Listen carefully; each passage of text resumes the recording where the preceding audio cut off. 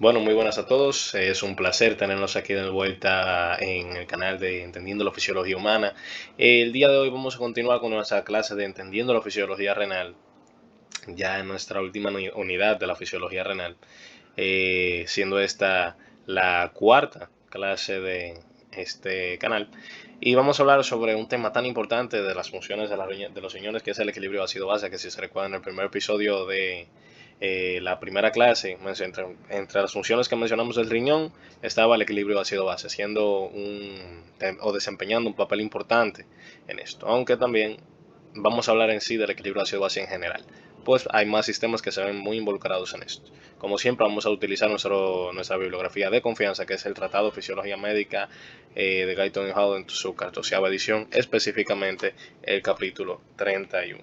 Así que sin más dilación, empecemos. Algo importante saber es que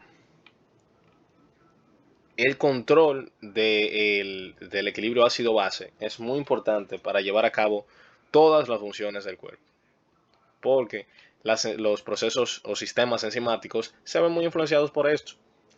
Muchos procesos en el cuerpo van a ver influenciados por esto, como la liberación de oxígeno a los tejidos o la captación del mismo por los eritrocitos. Muchos elementos de mucha relevancia van a verse afectados si no se mantiene el equilibrio ácido-base. Por ende, en el cuerpo humano tendremos múltiples mecanismos para regular que esto se mantenga. Y la importancia del control de este equilibrio se da a conocer desde el momento que sabemos cuáles son las concentraciones de los iones hidrogeniones, que serían un ion ácido, obviamente, que es el que acidificaría el medio en el cuerpo, que cabe destacar. Para entender todos los conceptos que vamos a utilizar, tenemos que tener primero una noción básica sobre todo lo que viene siendo esto de pH que mencionaremos, acidez, alcalinidad. Todo esto tenemos que conocerlo para poder llevar a una explicación o un entendimiento efectivo. El cuerpo humano normalmente, dentro de las células, ocurren muchos procesos metabólicos. Esos procesos metabólicos, muchos tienen como metabolito de desecho la liberación de iones hidrogeniones. Por ende, el cuerpo tiene una tendencia hacia ir a un extremo ácido. El cuerpo tiene la tendencia a ir a un extremo ácido. Por eso más adelante veremos que en la escala del pH, que el pH es una medida también conocida como potencial de hidrógeno, la cual cuantifica qué tan concentrados están los niveles de, bueno, cuáles son los niveles de iones hidrogeniones en una sustancia, qué tan ácida es o qué tan alcalina es por ausencia de estos y sustitución por unas bases, que serían lo contrario a los ácidos, que más adelante daremos una explicación de lo mismo. Vemos que el cuerpo humano, la escala del 0 al 14, vemos que el cuerpo humano se posiciona no en el 7, que sería en el punto medio, sino en el 7.35 a 7.4, indicando de que el cuerpo humano tiende a ir hacia un nivel algo más alcalino en esta parte, si lo vemos por el número. No obstante, esto es gracias a los diversos procesos de amortiguación y control de estas sustancias, por lo cual el cuerpo permite colocarse en estos estándares. No obstante, esto no es que por ley en toda la parte del cuerpo encontraremos un pH de estos niveles. Dependiendo de la parte del cuerpo en la que encontremos, podremos tener pH distintos. Por ejemplo, en el lado de la sangre arterial tendremos un pH de aproximadamente 7.4, mientras que en el lado o el extremo venoso, el espacio extracelular, tendremos un pH de 7,35 gracias a las moléculas de dióxido de carbono que van a difundir o se le añaden a la sangre, haciendo que sea un poco más ácida. Esto es importante. Incluso tendremos extremos muy ácidos, como puede ser en el estómago, el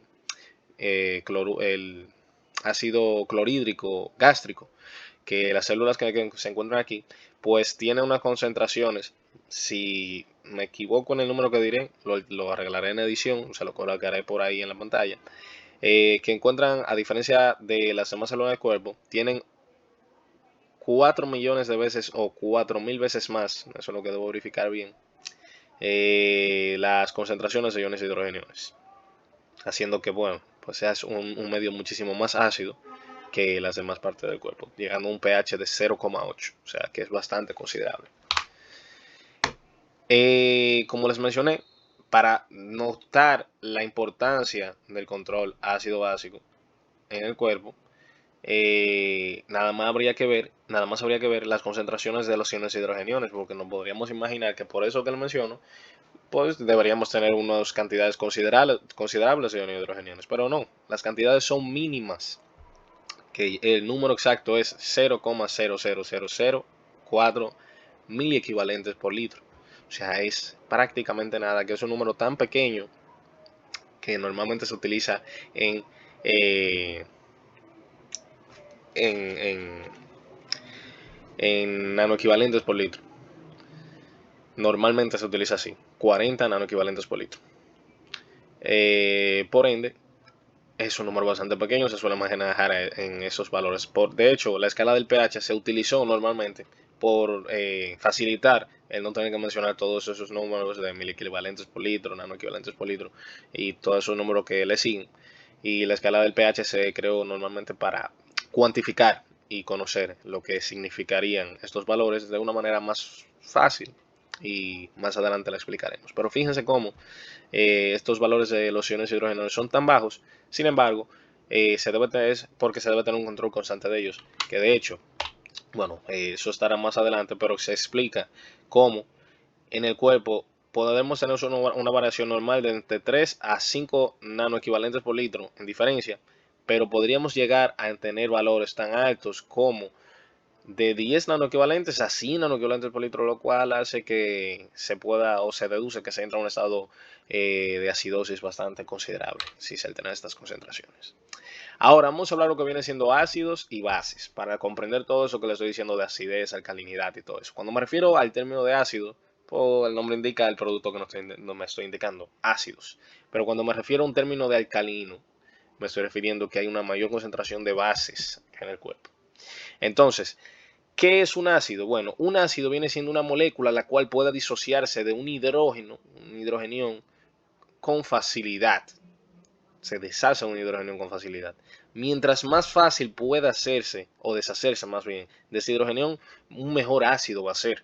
Por ejemplo, en el cuerpo tenemos como predominante el ácido carbónico, que más adelante explicaremos dónde se ve involucrado.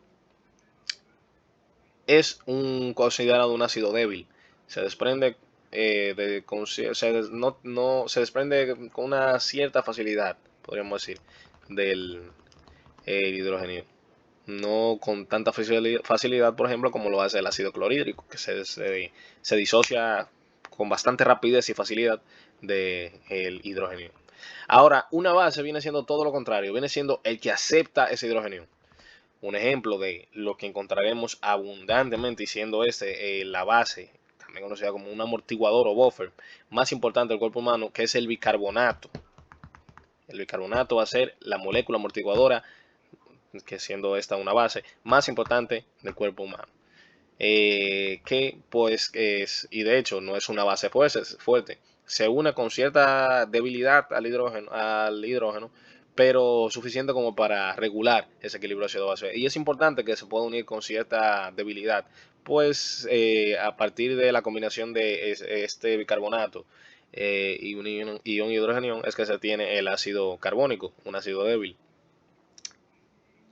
Ya veremos más adelante que esto es una reacción que está en equilibrio mediado por una enzima conocida como anhidrasa carbónica, y esto permite que en estados que se necesite disociarse en otros productos, pues se pueda realizar con cierta facilidad gracias a estas uniones que son relativamente débiles. Otra base importante en el cuerpo es el fosfato. No obstante, este no tiene una función tan importante en el resto del cuerpo más que en los riñones, es que alcanzan por así decirlo, un medio óptimo para funcionar. Más adelante explicaremos a más detalle a lo que me refiero. Aquí tenemos una breve explicación de los que ya le dije, así que pasaré a adelantarla. Aquí vemos lo que mencionaba de los nanoequivalentes, el por qué las concentraciones de iones hidrogenianos se dicen estos números, o sea que son números muy pequeños, entonces por eso se manejan de una mejor forma. Y aquí vemos la escala del pH, que el pH, también conocido como potencial de hidrógeno, no es nada más ni nada menos que la concentración de iones hidrogeniones, que fíjense que es el logaritmo inverso de la concentración de iones hidrogeniones que se tenga. Aquí podemos hacer una evidencia de que esa es la concentración normal de iones hidrogeniones en el cuerpo. Entonces el pH viene siendo de 7,4, el que le dije en un inicio. Si se fijan, la concentración de iones hidrogeniones es inversamente proporcional al pH. ¿Qué quiere dejar dicho eso? Que si tenemos un aumento en la concentración de hidrogeniones, tenemos un pH más bajo. Eso explica el por qué a menor pH tenemos mayor acidez. Y a menor concentración de iones hidrogeniones, mayor pH. Por ende, tenemos un medio más alcalino. Todo esto ahí creo que ya les hace más sentido. Aquí podemos ver un poco lo que les iba diciendo. Conocer que un pH que se encuentre por debajo de los rangos normales, que es de 7.4, 7,35, que vemos aquí, es considerado acidemia cuando está por debajo, porque se considera un estado ácido. Cuando está obviamente significativamente inferior a estos valores. Y cuando está muy por encima se conoce como alcalemia, porque estamos en un estado muy alcalino, muy básico. Algo a saber es que los valores de pH compatibles con la vida van desde 6,8 hasta 8. No obstante, no son por periodos tan prolongados. Obviamente ya en esos dos extremos, pues se tiene una supervivencia de unas horas con este pH en el medio del organismo. Pues bueno, aquí podemos ver los distintos pHs a lo largo de todo el cuerpo. Vemos, como lo mencionaba, que en la sangre arterial tenemos un pH de 7,4, pero cuando pasamos a la sangre venosa, en el líquido intersticial, tenemos un pH de 7,35 debido a la adición de este dióxido de carbono que se añade a la sangre. Vemos que en el líquido intracelular tenemos un pH variable desde 6 a 7,4. Esto es normal debido a que aquí es donde se dan todos esos procesos metabólicos que tienen como consecuencia esa liberación de hidrogeniones. Entonces tiene lógica que tenga eso. Y la orina, fíjense cómo tiene un rango bastante amplio, que puede ser una orina tan ácida como llegar a 4,5 de pH, pero puede ser tan alcalina como llegar a 8. ¿A qué se debe esto? Porque la orina puede controlar los niveles de excreción de iones hidrogeniones y bicarbonato a través de, bueno, los riñones pueden controlarlo a través de la filtración, la reabsorción, todo ese proceso y excretarlos en la orina. Por eso son un control importantísimo para el equilibrio ácido básico del cuerpo. No obstante, al igual que la gran mayoría de sistemas, o más bien, en vez de decirlo la gran mayoría de sistemas, en la gran mayoría de procesos homeostáticos del cuerpo, los riñones siempre dejan como que otro sistema trata de resolver el problema. Y estos, cuando ven que no pueden resolver el problema durante varios días, o un día, un periodos prolongados, ahí entran entonces los riñones a restablecer la homeostasis del cuerpo de una forma dominante a comparación con los demás sistemas que tratan de mantener ese equilibrio hemostático. No obstante, no son un control hemostático de primera línea, por ende no suelen ser de mucha relevancia, pues siempre entran, en este caso, por ejemplo, después de que hayan pasado un periodo de tiempo prolongado, dígase de días en este caso. Y fíjense, la contraparte de que en lo que mucha gente dice en jugo gástrico, o ácido clorhídrico gástrico, se tiene una concentración de hidrogeniones bastante alta, haciendo que se tenga un pH de 0,8. Así es decir, bastante ácido. Por eso es lo que nos permite procesar todos los alimentos que consumimos y poder reabsorber y aprovecharlos. Ahora vamos a hablar sobre las distintas líneas de defensa frente a los cambios en las concentraciones de hidrogeniones. Ahora hablaremos de amortiguadores, los pulmones y los riñones.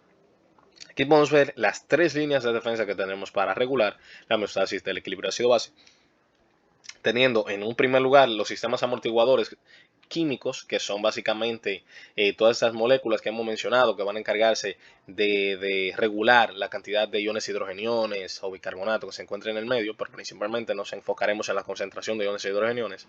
También tenemos el centro respiratorio, que mediante la eliminación de dióxido de carbono puede controlar presión parcial de dióxido de carbono, que va a ser proporcional a la concentración del mismo, que la presión parcial de dióxido de carbono cabe destacar que es aproximadamente 40 milímetros de mercurio.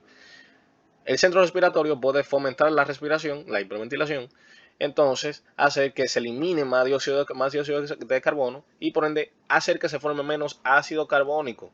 Pues sabemos que, bueno, más adelante lo explicaré, pero el ácido carbónico se puede disociar en agua y dióxido de carbono. Y proporcionalmente, cuando un ácido se separa en los dos productos que puede dar, esa concentración de sus iones por separado es proporcional a la concentración del ácido en sí mismo, pues normalmente suelen ir en equilibrio y formándose, dividiéndose. Por ende, las proporcionalidades suelen ser directas. Entonces, en último lugar, tenemos los riñones que, como ya le dije, pueden controlar la excreción de orina para hacer que ésta pueda tener propiedades alcalinas o perdón, o ácidas, dependiendo de las necesidades del cuerpo. Pero como ya le mencioné, son los últimos en entrar en acción, pero son los más dominantes, tienen la función más potente de todas. Conocer que los sistemas químicos amortiguadores son los que actuarán en muy corto plazo, segundos prácticamente. El sistema del centro que va controlado por el centro respiratorio entra en unos minutos o horas y los riñones pues en días. Cabe destacar que a diferencia de la regulación ácido básica respiratoria y renal, la parte de los amortiguadores no se encargan de añadir o quitar iones, hidrogeniones o bicarbonato en el organismo. Los atrapan momentáneamente cambiando sus características mediante combinaciones químicas para luego liberarlos luego de que se haya controlado este equilibrio ácido-base o desequilibrio en este estado y por ende ellos tratarán de equilibrarlo. Pero no hacen nada de agregar o quitar iones y hidrogeniones. Ellos no hacen ninguna de estas funciones. De eso se encargan por una parte los pulmones con el dióxido de carbono y por otra parte los riñones con iones, hidrogeniones o bicarbonatos. Aquí se menciona lo que ya les iba diciendo, lo de las funciones de cada uno, de cómo los sistemas van ayudando, los aparatos respiratorios mediante la hiperventilación o hipoventilación, pero tiene una función más dominante, la hiperventilación, lo veremos en el próximo video. Cómo controlan las concentraciones de dióxido de carbono, por ende la presión parcial del mismo, y por ende la formación de ácido carbónico. Luego los riñones, mediante la excreción de una orina ácida o alcalina. Ahora hablando del sistema amortiguador químico de los líquidos corporales, veamos cómo se tiene un sistema de la siguiente manera. Tenemos la molécula amortiguadora y el ion hidrogenión. Cuando se combinan, mediante se encuentran una reacción reversible, se forma amortiguador con H. ¿Qué es lo que quiere simbolizar eso? Que simplemente el amortiguador sigue manteniendo su fórmula química, pero se le añade el hidrógeno, cambiando pues en sí sus propiedades, pero esta es la esencia de lo que ocurre. Por ejemplo, tenemos lo que les explicaba anteriormente. Si tenemos dióxido de carbono y agua, mediado por la enzima anidrasa carbónica, conseguimos el ácido carbónico. Y esto es una ecuación, una reacción reversible, por ende puede ir tanto desviarse hacia la derecha o hacia la izquierda. Todo depende de la situación en la que nos encontremos. Que si se recuerdan en videos pasados, en el riñón, específicamente en las células intercaladas, gracias a esta posibilidad de ser procesos reversibles, es que en el riñón las células intercaladas, específicamente en el túbulo colector, la porción final del túbulo distal, el túbulo colector cortical, vemos cómo ocurría eso en las células intercaladas, que se entraba, los iones hidrogeniones reaccionaban con bicarbonato con anhidrasa carbónica para formar dióxido de carbono, para formar ácido carbónico y luego de suceder hacia dióxido de carbono y agua. El dióxido de carbono difundía a través de la membrana, pues es un gas. Es un gas liposoluble. Todo esto ya lo explicamos, no voy a detenerme mucho en eso, pero esta posibilidad de que sean reacciones reversibles es muy importante, es muy importante. Cabe destacar que este sistema, que no lo expliqué aquí arriba, consiste en dos componentes, un ácido débil y una sal bicarbonato. Aquí podemos ver la primera etapa, que se forma ese ácido débil. Aquí vemos que la sal bicarbonato, lo que básicamente necesitamos aquí es el bicarbonato, que se nos permitirá mantener esta ecuación de equilibrio. Que fíjense cómo aquí tenemos el bicarbonato, aquí tenemos el ácido débil. Entonces tenemos un estado de equilibrio donde se puede decantar tanto por la izquierda como hacia la derecha la reacción, dependiendo de las necesidades o las necesidades de hacia dónde deben difundir estas moléculas de resultado. Aquí se explica más o menos lo que ya le iba mencionando, pero a modo de resumen, fíjense cómo tenemos que a una adición de una solución de bicarbonato a un ácido fuerte, lo que hace que el ácido fuerte se están disociando múltiples hidrogeniones, la base que viene siendo el bicarbonato va a captar esos hidrogeniones y va entonces a disociarlos en dióxido de carbono y agua. De esa manera atrapó las moléculas y mediante la enzima anhidrasa carbónica se dividieron en diferentes moléculas distintas con propiedades distintas que son menos ácidas que las que teníamos en un inicio. Por ende, tenemos un medio menos ácido, por ende se alcalinizó gracias a este atrapamiento de moléculas, como si se podría decir de esa manera.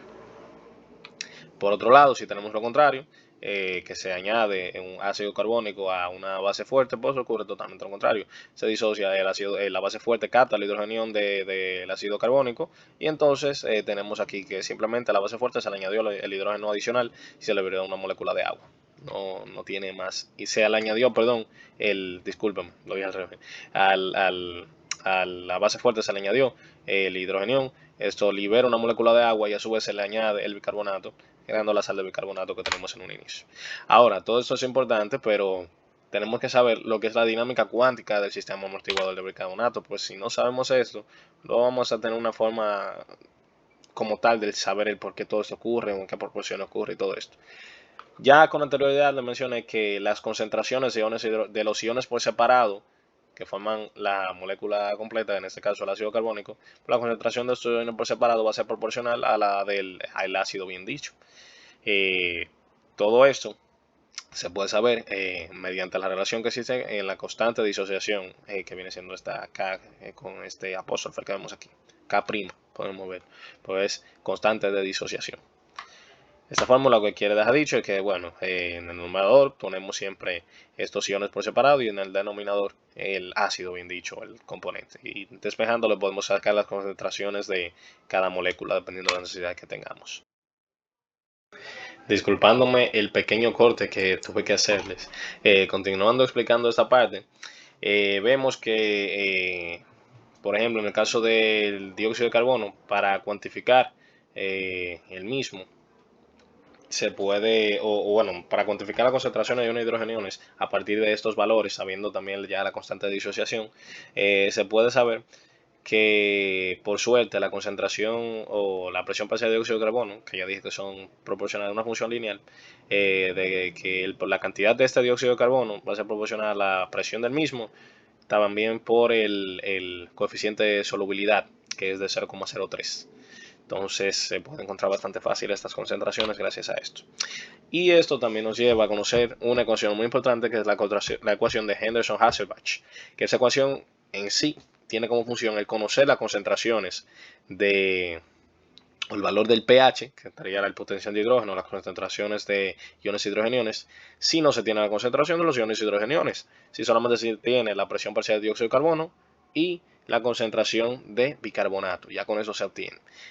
Fíjense cómo es la fórmula, que todavía aquí no está terminada. Tenemos que pH es igual a pK, que pK viene siendo viene siendo en sí lo que quiere dejar dicho es con qué tendencia tienen las moléculas a disociarse, básicamente. Menos el logaritmo inverso de esta división que vemos aquí. Aplicando la ley inversa de los logaritmos se puede invertir esto, cambiando el signo del logaritmo e invirtiendo los denominador y denominador, teniendo eso aquí. Para el sistema de bicarbonato, la pK es de 6,1, por ende la ecuación nos quedaría de tal manera. Algo importante a saber son que esos valores de alcalemia, acidemia que mencionamos, realmente los términos que más se utiliza para hablar en el hecho del estado del cuerpo, pues viene siendo alcalosis y acidosis, siendo alcalosis estados en los cuales las concentraciones de bicarbonato están muy aumentadas, por ende elevan el valor del pH haciendo que sea alcalino, y por el contrario, un aumento de la presión parcial de dióxido de carbono, que por ende debería aumentar la formación de ácido carbónico, disminuye el pH haciendo que entremos en un estado de acidosis. Aquí podemos ver cómo la elevación del pH, pues vemos una alcalosis, una disminución del pH, acidosis, todo guiado por un valor medio de 7,4, que es el valor del pH en un estado fisiológico en el cuerpo. Aquí podemos ver como la homeostasis ácido básica fisiológica normal es consecuencia del esfuerzo coordinado de los pulmones y los riñones, como ya más adelante veremos, que estos mantienen unas concentraciones óptimas de bicarbonato y presión parcial de dióxido de carbono mediante sus funciones en sí mismas. Es importante conocer que existen dos tipos de acidosis, y dos tipos de alcalosis. Tenemos lo que es acidosis metabólica y alcalosis metabólica. las cuales provienen la acidosis metabólica, es dado debido a una disminución primaria de las concentraciones de bicarbonato. Y la alcalosis metabólica por un aumento primario de las concentraciones de bicarbonato. En el caso de acidosis respiratoria, alcalosis respiratoria, lo mismo, pero enfocado con dióxido de carbono y dado por un aumento en la presión parcial de dióxido de carbono de manera secundaria, llamado acidosis respiratoria, y una disminución de los mismos llamado alcalosis respiratoria. Todo esto puede deberse a alteraciones en las funciones de estos sistemas, haciendo de que, bueno, se tenga como consecuencia el aumento de la presión de dióxido de carbono, la disminución del mismo, o en el caso del riñón, un aumento de la excreción de bicarbonato o una reducción en la reabsorción de bicarbonato, como un aumento de la excreción del mismo o un aumento de la reabsorción del mismo. Todo dependerá. El detalle está en todo esto, que siempre esto va a ser cosas que van a estar en equilibrio. Fíjense esta gráfica como demuestra que van en direcciones opuestas la parte alcalina y la parte ácida.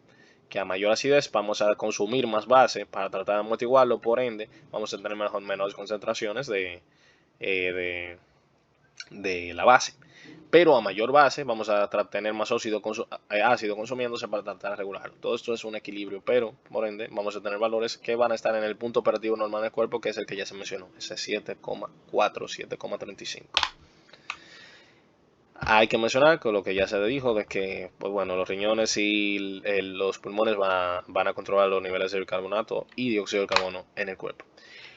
Otra base importante que fue mencionada en un inicio fue el fosfato, pero no hice mucho énfasis dado que el fosfato realmente actúa más en los túbulos renales, actúa de la misma manera que el bicarbonato, pero actúa más en los túbulos renales, ya que aquí es donde se puede concentrar más, y a su vez en el líquido tubular se encuentra un pH más óptimo a los niveles indicativos para la operación utilizando fosfato de la regulación del equilibrio ácido básico, que viene siendo que este mismo tiene un pK de 6,8 y el pH normalmente aquí puede rondar por este valor.